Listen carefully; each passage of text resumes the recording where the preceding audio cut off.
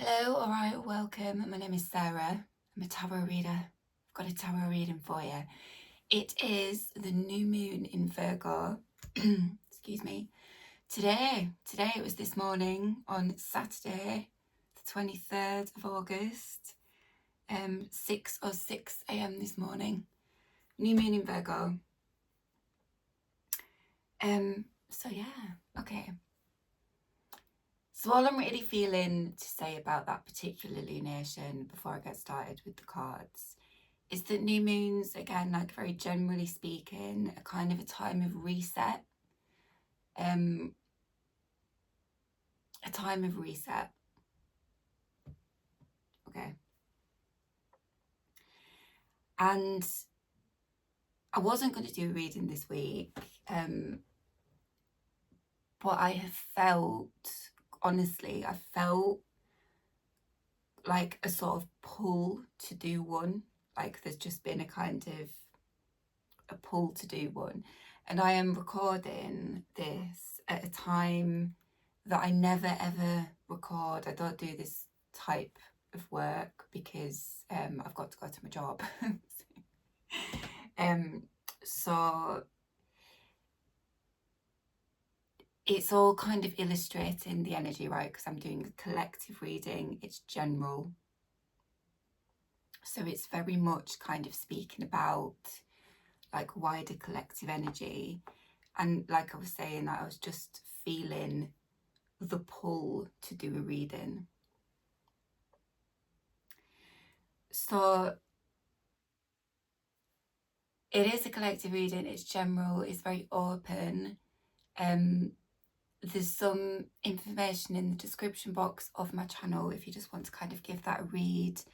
But all I would really ask from you as a viewer is like, please use your discernment and pay attention to any kind of you know, personal understandings and intuitive nudges you get yourself. Be very important for you personally. Otherwise, like, please just listen with an open mind and take what resonates, leave the rest, right? Please don't try and make it fit for you if it doesn't fit. I've forgotten to light my candle, so I'm going to do that. Let me do that real quick. So there's something here just generally in that collective energy about intensity that just wants to be discussed or brought into things, right? I did a reading, I think it was toward the end of March this year, because there was a particular transit and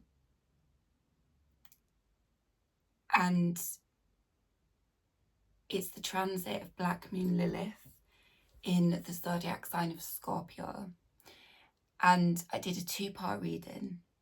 And the first part of that reading was basically me talking about the law of Lilith as a dark goddess type figure, and about the sign of Scorpio and the 8th house also in astrology, which Scorpio rules. And because Taurus is the opposite of Scorpio, they're on a money axis, I spoke a bit about Taurus as well. I'm not going to go over all that information again in this video. There is simply no time. But I am going to kind of do some clips. I'm going to clip the video and make some shorts just of like key points of information, and I will link them to this video, because that transit of Black Moon Lilith started on, I think, March the 27th, and it lasts just short of 9 months. And I think it finishes on December the 23rd. And one thing that Lilith, Black Moon Lilith and Scorpio, if you want to kind of discuss nothing else at all, the one thing that you could absolutely say about that transit, those energies, is fucking intense, right? It's fucking intense. So Black Moon Lilith in astrology, just mention this quickly, it's not, she's not a celestial object, she is a mathematical point. She is on the same degree as the lunar apogee, right? So the furthest point in the moon's orbit of Earth, the furthest point in that orbit, lunar apogee, Black Moon Lilith, are on the same degree. So it brings in this idea of like extremity, edge walker, outcast, right? And her law speaks to that as well, right? So the other interesting, I don't think I actually spoke about this in the video that I did previously, that other reading I've just mentioned, which was called Cosmic Timing. There's a lot of law around Lilith, and there's a lot of law, and it can be quite unclear really about her origins, but there's loads of really interesting stuff. But again, the only thing that I'm going to mention in this reading, because it's kind of pertinent, is she's very typically associated with like Judaism, right? Because there is a lot in Hebrew scripture and writings about Lilith, but she actually has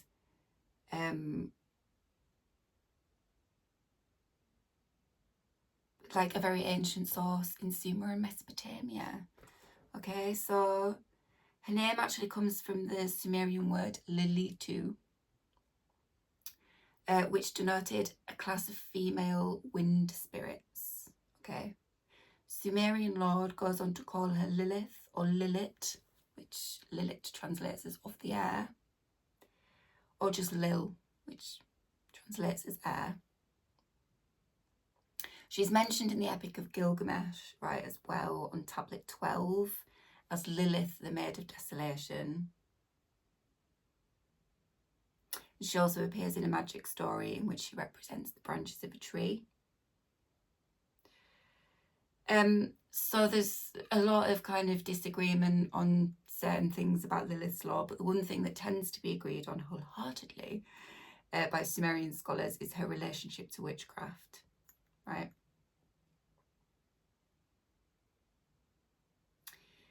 And Lilith's imagery in Sumer and Mesopotamia is confusing because her images are almost exactly the same as those of the goddess Ereshkigal. Now, Ereshkigal is the queen of the underworld, right? Sister of Inanna.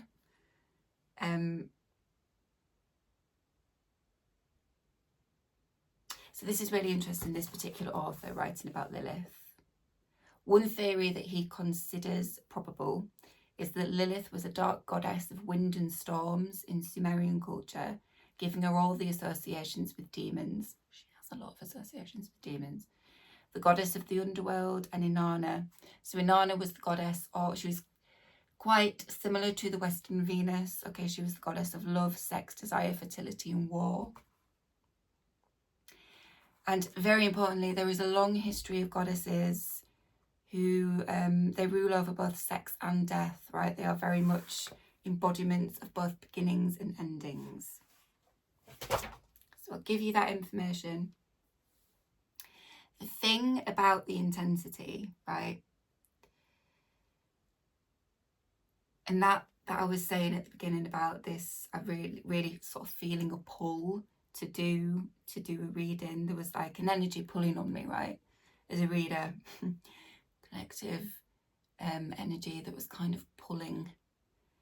Getting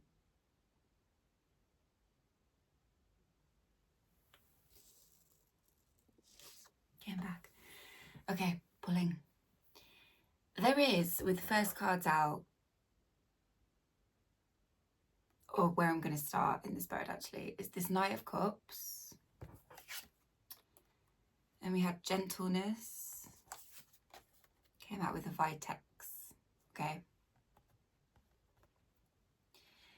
I kept getting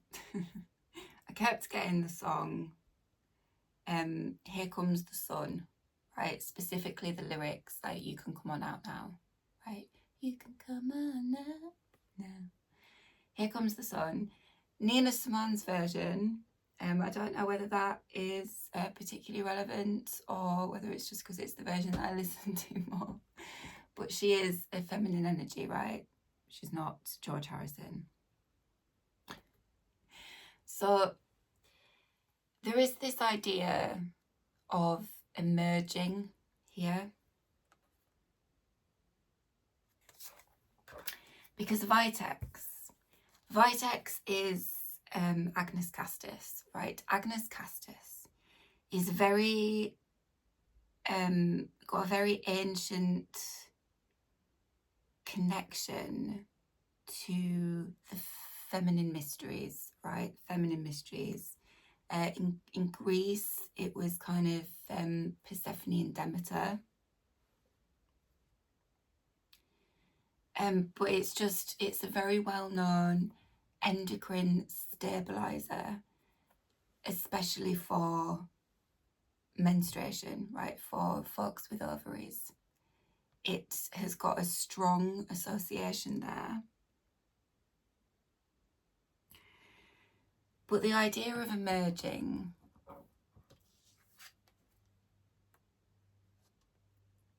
and I just mentioned Ereshkigal, the Sumerian goddess of the underworld, and Persephone. So Persephone, the Greek myth of Persephone, or I think one of the most famous ones, right? Or the most famous one. Persephone was the goddess of the spring in Greek mythology, and her mother, Demeter, was the goddess of like grain and harvest. She was a very kind of earthy, quite empress-like energy, right? If you've heard me talking about the empress in the tarot, which is Venusian energy as well, okay? And the myth of Persephone in Greek mythology is that she was Hades, the god of the underworld, saw her and fell in love with her, right? And he had a chat with his brother Zeus about what he could do about that. And him and Zeus colluded. They colluded to trick Persephone, and they tricked her by getting her to pick a flower. And when she picked the flower, the ground opened up and Hades came up on his chariot and he took her to the underworld. Against her will, kidnapped her, took her to the underworld, right? And she couldn't leave the underworld. And Demeter was heartbroken and searched for her daughter for 9 days and 9 nights, right? Something about the number 9. So Virgo new moon. Virgo in the tarot is the Hermit, which is number 9 of the major arcana. Okay, Hermit. So Demeter spent 9 days, 9 nights searching, heartbroken, frantic for her daughter, and found out eventually, I think from the sun god Helios, what had happened, that Hades had taken her to the underworld. And Zeus sent a lot of different gods to kind of bargain with Demeter, because what Demeter did in response to the kidnap of her daughter was that she stopped all of the grain from growing. She stopped all the plants, the trees, everything. She stopped it from growing until her daughter was returned to her. And eventually, when Zeus realised that she wasn't going to be coerced into that, he sent the messenger god Mercury, which is coming through quite strongly here with this Knight of Cups, to go get her from the underworld, right? By this time, Persephone in the underworld, she was married to Hades, and she'd kind of become a real kind of figure in her own right as a very strong, very powerful queen of the underworld. But she still wanted to go home, basically. She still wanted to kind of go home. And so Hades tricked her again, the fucker. Tricked her again by making her eat a pomegranate And as soon as she had that pomegranate, it meant that she wasn't able to fully leave the underworld. It meant that she could leave the underworld for half of the year, and then she had to return to the underworld for the other half of the year. So she's the goddess of the spring. She's quite summery, quite bright energy. And then for sort of autumn, winter, she starts to go back underground, and she becomes the queen of the underworld. And then she rises again the next spring, right? So her lore is very much associated with like the seasons, right? So there's this idea, because we've got the myth card coming up next, right? We've got this myth card. So there is something very important about that myth of Persephone and the idea of emerging here. Even if you don't have ovaries, right? I just kind of mention that because that is very famously what Agnes Castus is kind of, well, it's just very ancient knowledge, right? But because of this myth of Persephone and Demeter kind of coming in, and this idea of re-emerging,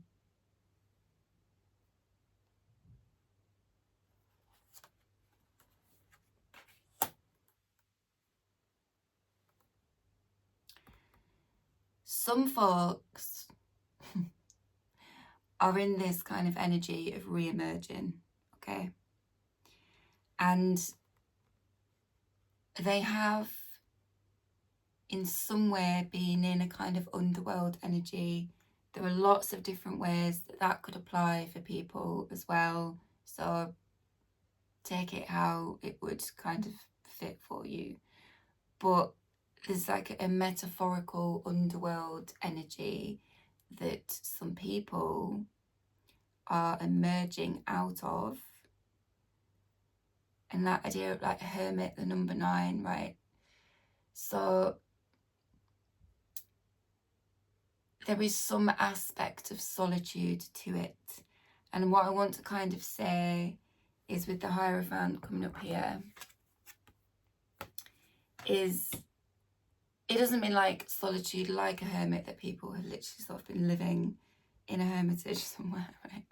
But that it does suggest a degree of, I think, not participating in society in a certain kind of way, or to some lesser or greater extent, right? And again, there's loads of different ways that could apply, because there's this re-emerging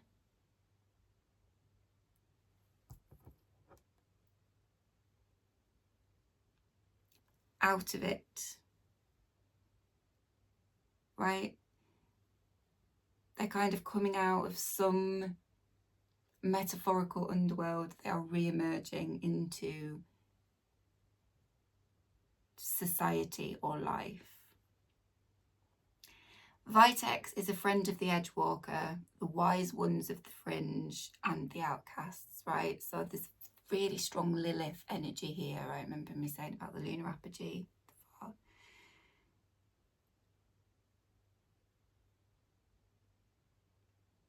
Right, so with all that, so it's supportive plants for when you feel like you're held back, or that you weren't like others. Desired isolation or more space, right? So it's just reiterating that. It's like some folks have been through a period of some kind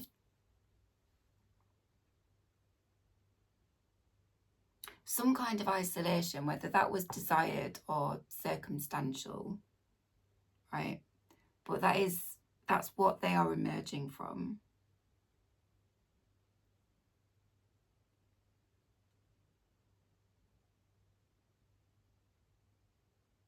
And it's like, it's also an ally to those building their dreams, even if they are told they will not succeed. So this is this thing again about like going out into society, or some aspect of society, or this kind of system, right? And it's all quite intense at the moment, isn't it?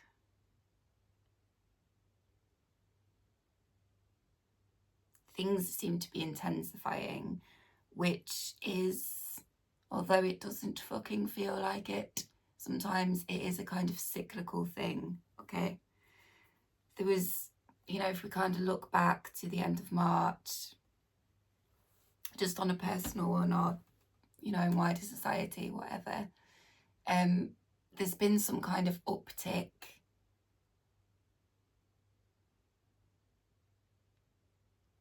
in how intensely people are feeling things, because how we feel things and what we feel can very much kind of inform our actions, right? So if we feel very intensely about something, it informs our actions, and that can either have like it can be a very positive thing, or it can be a not so positive thing. And I think here there is a point wanting to be made about some folks re-emerging from some kind of isolation or underworld, right? Just maybe kind of they've dipped out for a while, right? They dipped out, and then they're kind of re-emerging. And the thing societally that they are having to contend with, or that they are faced with, is all of this like intense shit happening.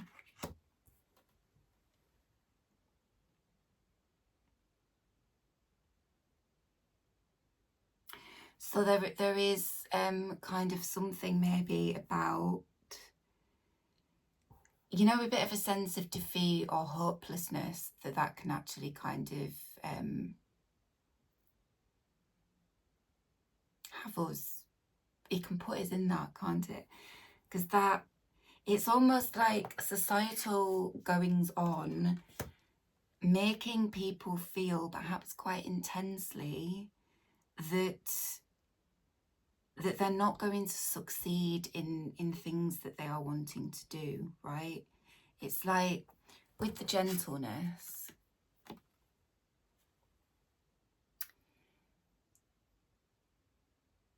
there's this, like, it just brought in, right, when I do my meditation, I sit and do like a 20-minute meditation, and you can go quite deep in that, right? Deep, like the underworld. You can go quite deep into it, but you've got to give yourself like 3 or 4 minutes when you finish the meditation to actually just kind of come out of it slowly with your eyes closed. Because if you open your eyes too quickly, you get a headache. You straight up get a fucking headache, and it's I mean, headaches aren't pleasant, are they? But you just kind of get it, and you really feel it behind your eyes, because you've been in this deep state, and then you just open your eyes too quickly, and you got all this light in, and it's just, and that's what this card brought to mind. So there is something very much about a gentle kind of approach, this emerging from one sort of state of being, situation, circumstance. There is this real kind of thing about it. There needs to be gentleness involved in this movement, right? Because that is perhaps quite a difficult, or change of states or circumstances like that can be quite big readjustments anyway. And it's like there's all this other stuff going on, right, in like wider society, and I think it's kind of go gentle, open your eyes slowly, because it's like, because they've got to re-emerge. That's kind of the thing. It's the thing that I'm talking about with the pull as well. I think there is a pull. They're being pulled on to kind of re-emerge from this space, which, if we think about the myth of Persephone, they've perhaps been held in it for longer. If it was a desired isolation, it might have been something that they have been in for a lot longer than they maybe desired.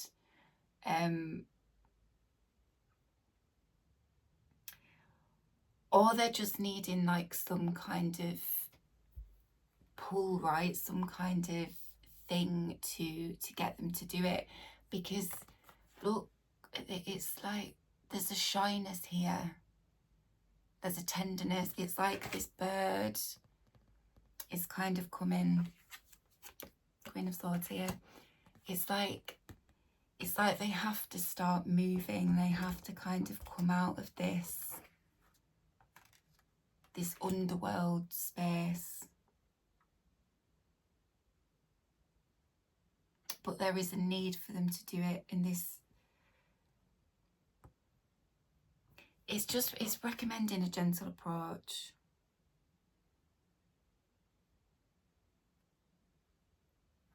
Which they are perhaps doing themselves. So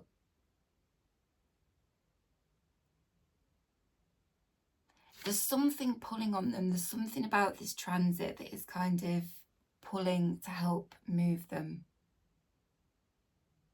to move them along.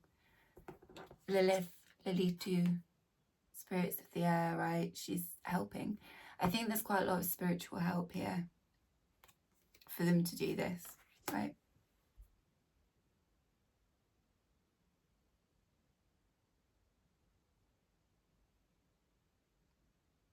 Lilith rules the wilderness as well. So the wilderness in nature, but societally things are fucking wild, aren't they? They're fucking wild. They are. So she's helping. She's helping because she knows the difficult energy. She's guiding people because they have to come out of the underworld. Can't stay in the underworld forever. As living people, living spirits, right? So there is a need for movement.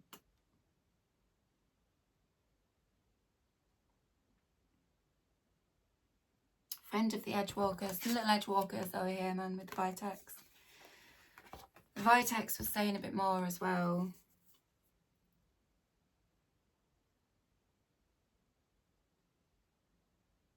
Yeah, I was talking about like the pelvis. For all of us, the pelvis is like the seat of creativity.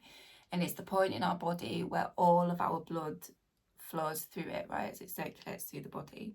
All the blood that we have in us will flow through our pelvis. So there's something about this herb, right? This particular plant, loosening any kind of congestion. Allowing for fertile beginnings of new life projects and creations, okay?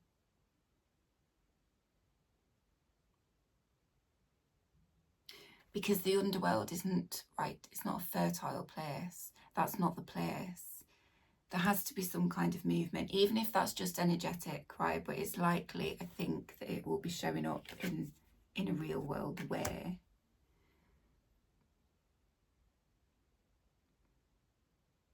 Yeah, there's something about waiting for the right moment to emerge. So it's the right moment to emerge. I don't know, I keep sort of getting the word coax, but I don't know if that is quite right. It's like, but it's kind of like they're being coaxed out a bit.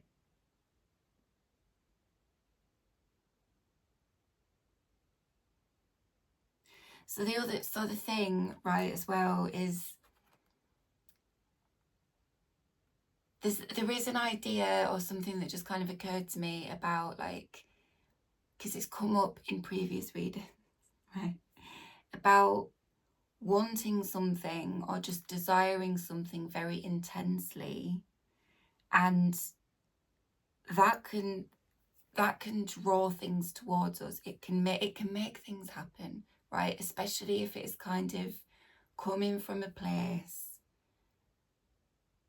when it's kind of coming from an aligned, healthy place, right? It's like healthy desires, but deep fulfillment. And I've spoken before about the true will as well. Like, is there something about, like, the true will, like the intense desire or the intense kind of want somewhere with some people that is kind of having an effect of energetically kind of pulling someone or some other people out. It's getting them moving, because perhaps they have been waiting a bit long, maybe, for the right moment to emerge. There might be some shyness. There just might be shyness here. It's kind of indicated in the card. But it's like they have to come out because they have to look at something. They have to see something. And they can't see it in the metaphorical underworld. So energetically, there's something going on where the intensity of a want or a desire is kind of having the effect of pulling somewhere else.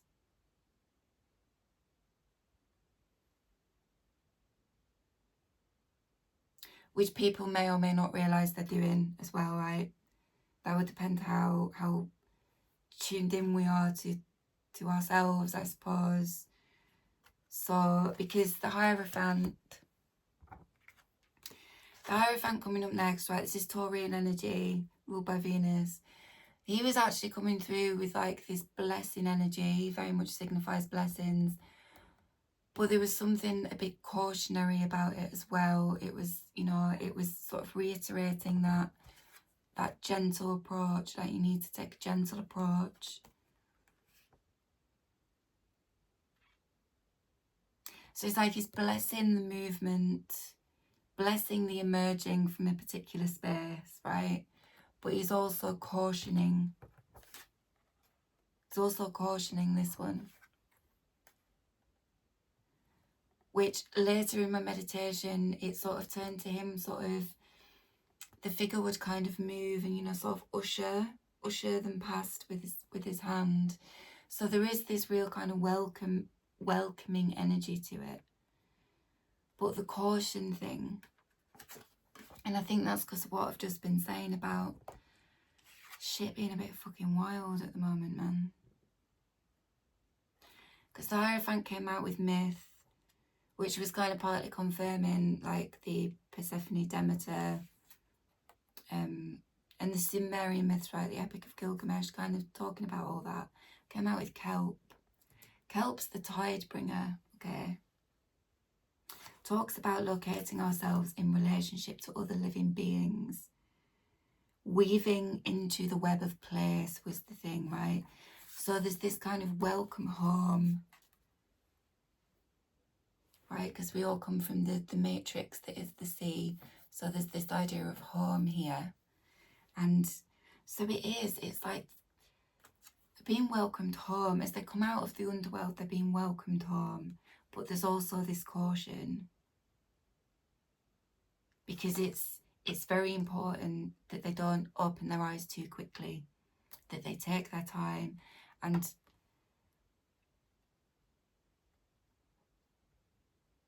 there was also this phrase of like, what was it? The map is not the terrain. The map is not the terrain. It's like someone having to kind of take their eye off the map to look up at their surroundings. Because they might have been navigating in the dark in a bit of a different way, right? They might be very accustomed to that. So as they re-emerge, here comes the sun, it's like they have to kind of look up from the map and they have to see the terrain. But there's something about the terrain. This Hierophant is kind of coming through like blessing, but also like a caution. It's Lilith as well, right? Bird here. That Lilith energy, however you would like to consider her as an archetype, a deity, a goddess, an astrological kind of happening. It's helping, the energy is helping someone do something that they have to do. That is perhaps quite a challenging thing, or it's a very significant closing of a cycle, but they're coming out into particular energy that is characterized by this intensity, right? Like intensity and gentleness. It's like they're being very supported because they need to take this gentle approach, or they're just maybe very like gentle natured, or there's just like a shyness about something. So they are, man, they're being supported in like spirit to move through this intense energy.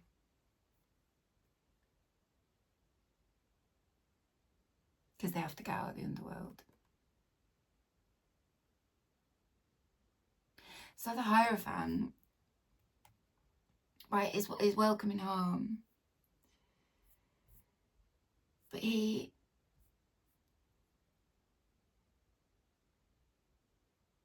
it's like he's asking, what myths do you want to write now? What stories do you want to write anew? Myths that guide, and the guiding fortifies what's been built along the way. Myth is passed down and on through generations and is created all the time. It revolves, evolves, shifts and moves, etches new patterns and different channels. It can be what you want it to be, and then I've bold underlying legacy, long-lasting impact. So there's something there, right, about don't be downhearted and hopeless. I know that's hard to contend with, but things are achievable. Some kind of a legacy is achievable. It might really not seem like it is, and there's definitely stuff to negotiate, right? That's perhaps when folks went into the underworld wasn't something that, like, things have just changed quite a lot, right? But he's saying here, it's also that thing again about new stories, the new narratives, like the new, I'm using a different deck, so it's here as myth. It's like you can shape the myth. It can be what you want it to be. You can create it.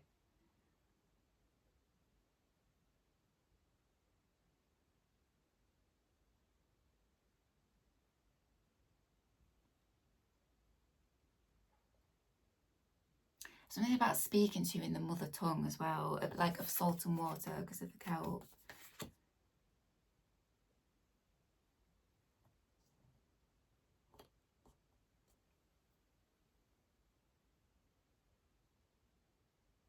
Home place of our magic. Welcome home, like welcome home.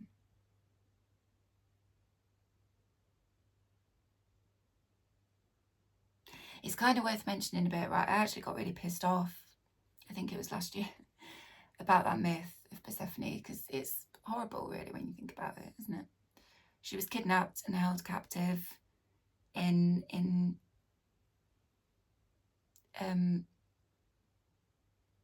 a very different, quite oppressive in some ways, space.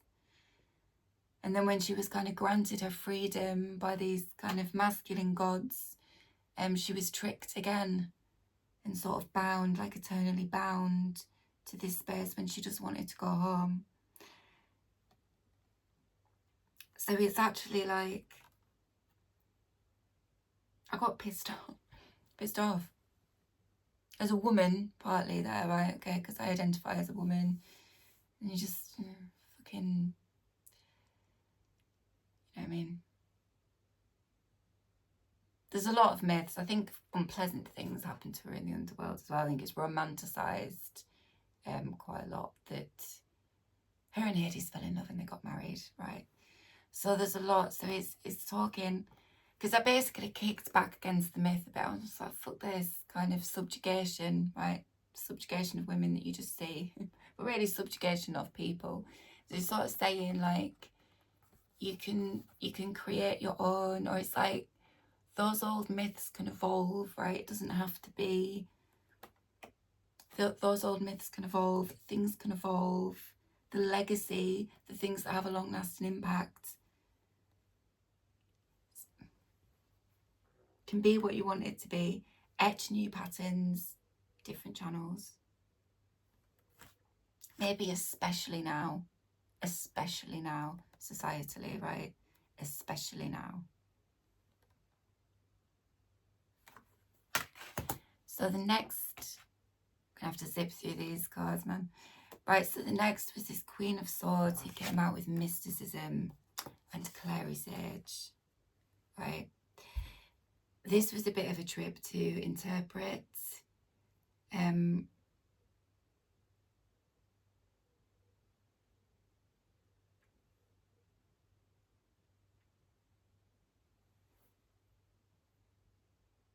Something here about, there's something here about the root of the word apathy, right? Because the root of it, apathy sort of translates as like without feeling, but in Greek is without, and pathos is suffering. So there's something about without suffering. Without, you can have your myths without suffering. Right? So if anyone is feeling, right, because, right, apathy, collective apathy, because things appear to be, well, it's very understandable if you get the impression that everything is very grim and everything is fucked. And there are a lot of problems and there's a lot of stuff happening all the fucking time. But it can be without that suffering, right? Even if that's very personal. You can write your own stuff, right, without the suffering. Doing that will kind of overcome the hopelessness, right? Will move you through the hopelessness. Cautioning against apathy in the sense of that hopelessness without feeling. So go for the without suffering as well, right? Or instead.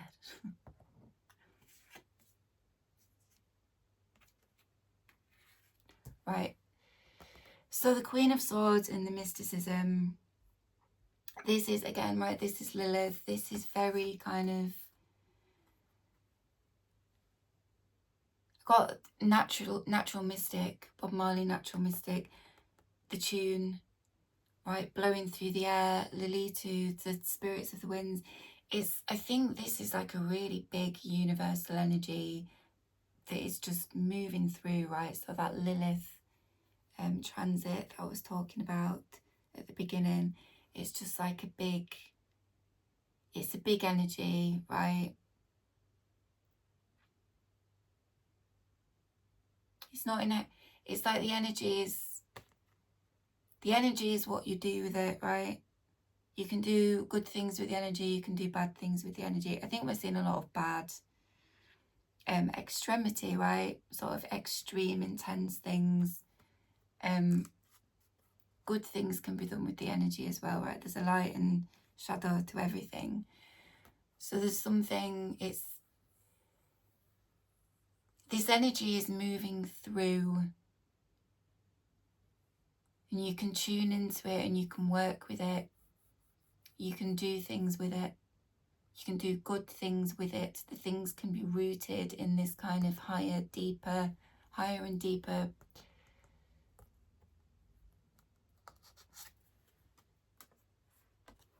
energy, man.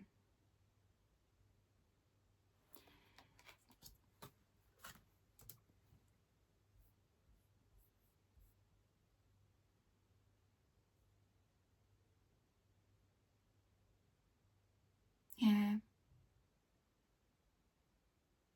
There's something here about being able to make connections, because the airs, that can deal with the mind. Able to make connections or things being understood via a very particular process. There was a bit of hint about like cognitive functioning here. Like cognitive process. And like this being very precious. Or something being done with precision. And I've put what won't be understood is the mystical aspect of it.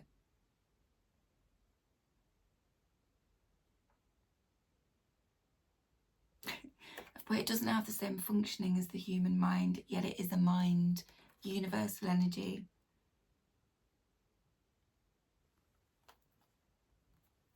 came out with Clary Sage, right? The green-eyed wanderer. Open window on a clear, bright day. Awake and alive, ready for what's to come.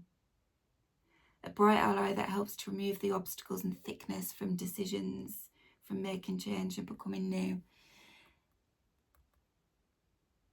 Seeking pleasure and experiencing it.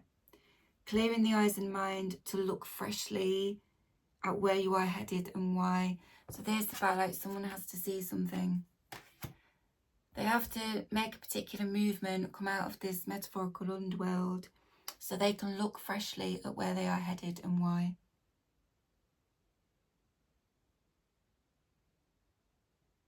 There might be some decision that they have to make, right? And the obstacles and thickness that might come could be from other things that are going on.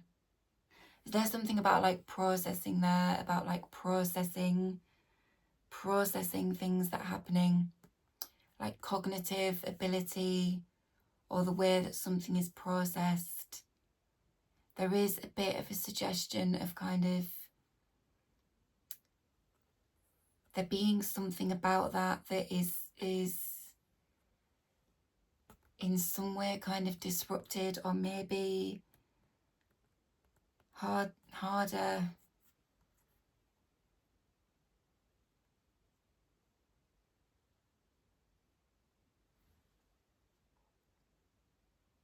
Or it might be harder, right? It might be harder for some things to be seen and processed because of where somebody has come from, because of some state that they've been in, the space that they've been in.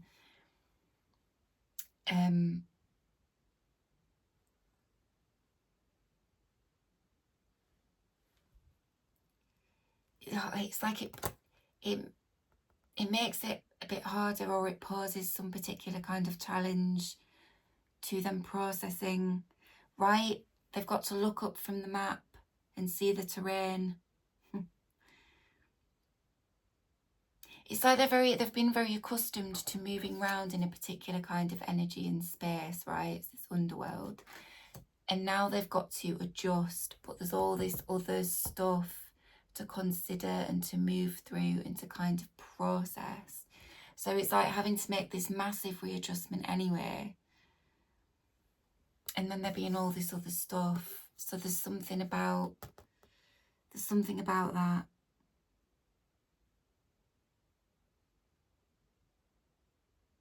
They need to see something, man, with this Queen of Swords, very much like clarity and understanding. They need to see something so they can understand where they're headed and why. So maybe they feel the pull. Maybe they feel the pull and they don't really understand the pull. But it's moving them along so they can see something. Clear their eyes, clear their mind. But it helps remove any obstacles as well. So there's something about like the motion, the movement, the actual kind of doing of that is, it's going to be clearing obstacles anyway. The waiting for the right moment to emerge might have been a big obstacle, right? But whatever is causing this pull, well, it's the energy, right? It's the energy of intensity. But whether that is being sort of actively and very consciously done somewhere else, it's being effective, or whether, right, the energy, the natural mystic is just kind of moving them along. There's something that can't be understood about this.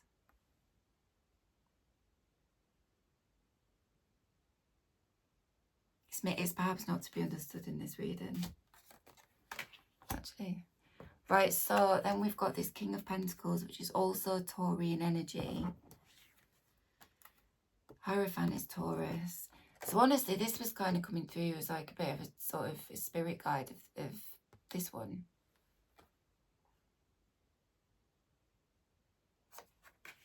And it's interesting because King of Pentacles came out with the golden rectangle and Lobelia, right? Lobelia.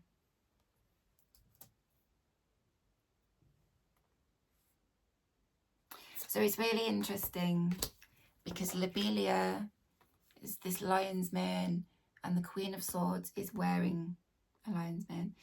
There is something here about, it's the intensity again.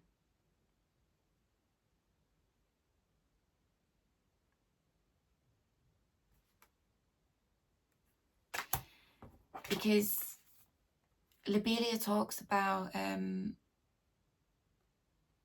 being supportive of like high intensity states. But it's interesting because this King of Pentacles is wearing a ram's head. He's crowned with a ram's head, not with the lion's mane. It's the Queen of Swords that is crowned with the lion's mane.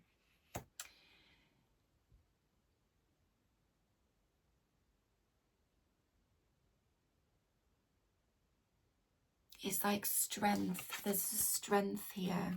There's a strength here. There's courage as well.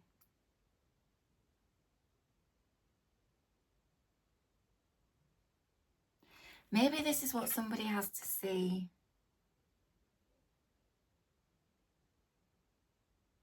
It's what somebody has to see, but there's something about seeing it somewhere else as well. It's interesting that it's like this King of Pentacles has got this lion energy. He's got that. They symbolize the same thing here, I think, but he's not wearing it. He's not wearing it. They're not wearing it. It doesn't have to be a man. It's masculine energy.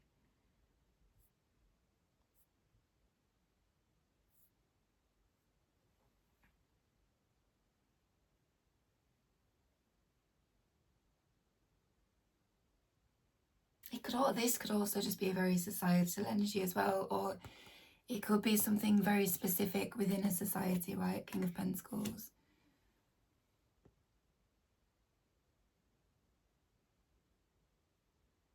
There's something honestly about like giving less fucks and not trying to understand everything as well.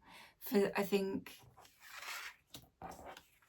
maybe for the sake of like healthy cognitive functioning, like, right, don't try and understand everything. Something about drawing clear and uncompromising boundaries and bringing you back from feeling unravelled, panicked or anxious. But, right, Lobelia sees the things you may not want to look at. Hidden emotional currents and secret motivations. The pull, the fucking pull, right? Hidden emotional currents and secret motivations. I want to say as well, right, this feels quite neutral. It's not like, it's not giving off like bad or ominous vibes, right? But there is, it's like that I was saying about true will. It's a powerful thing. And I don't know whether some people are consciously aware that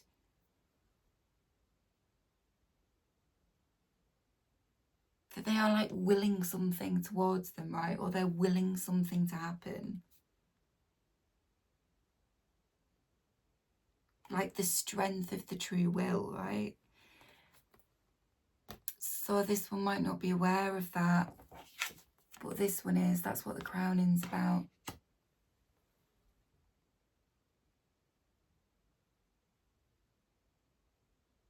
The strength of the true will.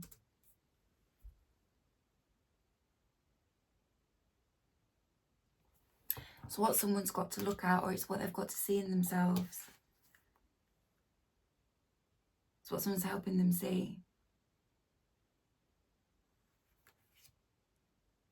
True will to get them through.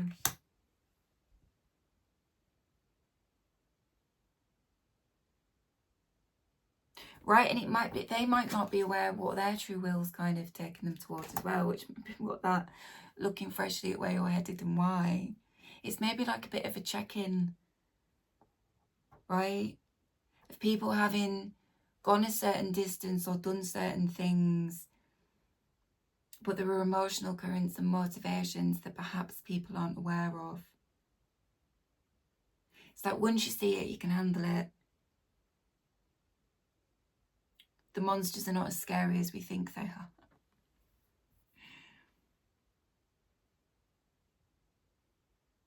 So that, right, there could be, on a really mundane one, right, there could be like someone having to do something or look at something that they would rather not, or they perhaps feel a bit uncomfortable doing it or a bit shy doing it, but they're being really like supported in doing it because it helps them see something clearly, and it helps them kind of understand what they're doing or the path that they're on, the path that they're taking.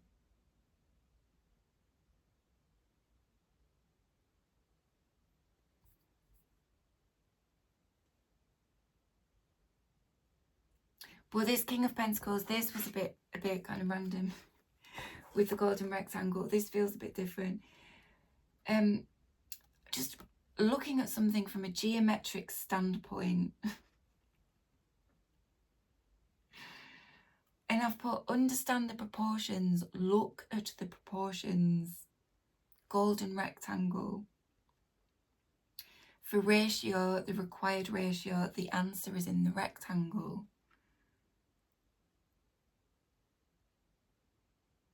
Because sacred geometry, right, how the world is fucking made. Sacred geometry, did a reading called How the World is Made. Sacred geometry, certain shapes, sacred geometry are used in architecture and have been historically for thousands of years all over the world. So they have, and they are, especially in Islamic architecture, because they have very harmonious proportions. They are very pleasing to the eye. They do something, the shapes do something to our mental state. It's pleasing to the eye, it does something, there's a corresponding thing with our mental state that isn't understood. Right? It isn't understood.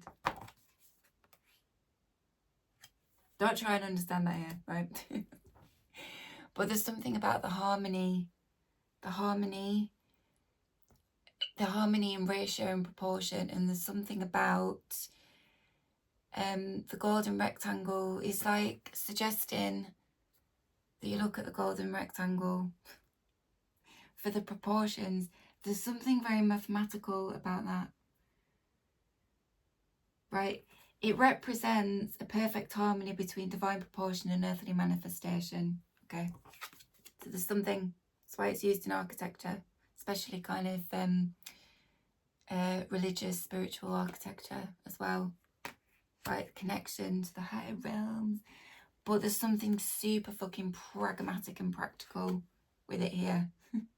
There's something else, and I think it's making the point of like, it's not really talking about architecture, because he's out of the castle. He's like, yes, you see it in the castle, it has its applications in architecture, apply it differently to the structures that you're wanting to create.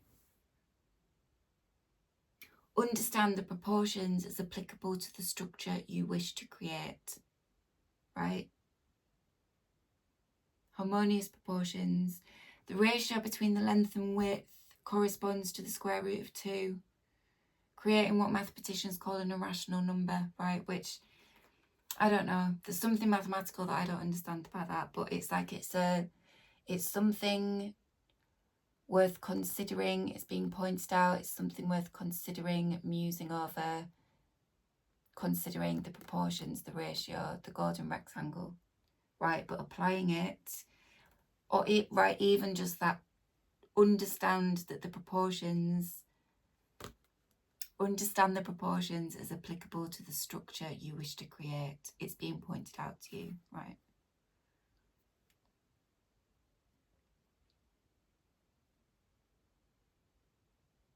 So whatever structure, right? King of Pentacles, whatever structure, that could apply to a lot, not just buildings. It's very well used and very well known that it's used in architecture. It's not talking about those particular structures, right? It's saying something that you can't understand. and you don't have to, maybe. It's like there's...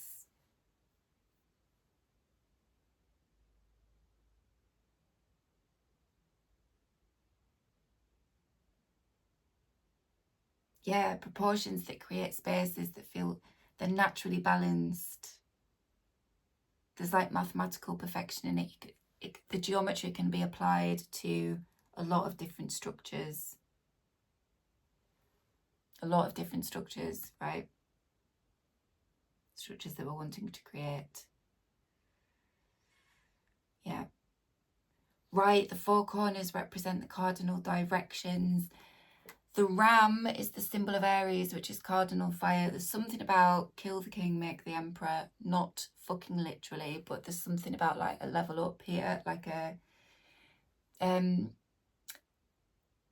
the emperor, Aries energy in the major arcana. There's something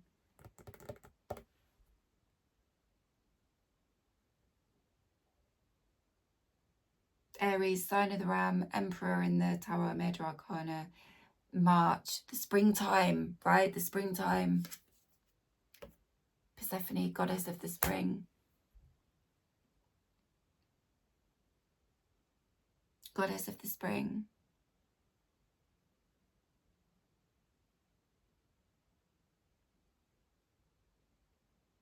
I have mentioned March because that's when that Lilith transit begun, but that could be some kind of indicator about next March 2026, next spring.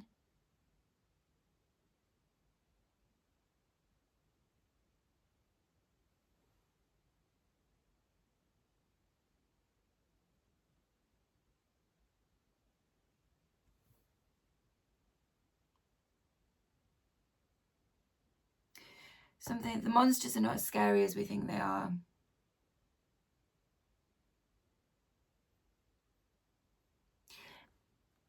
That's about something else. That's about this.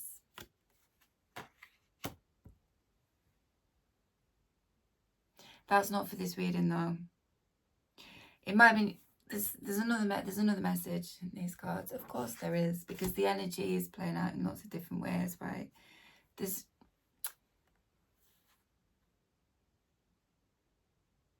There is something about like understanding that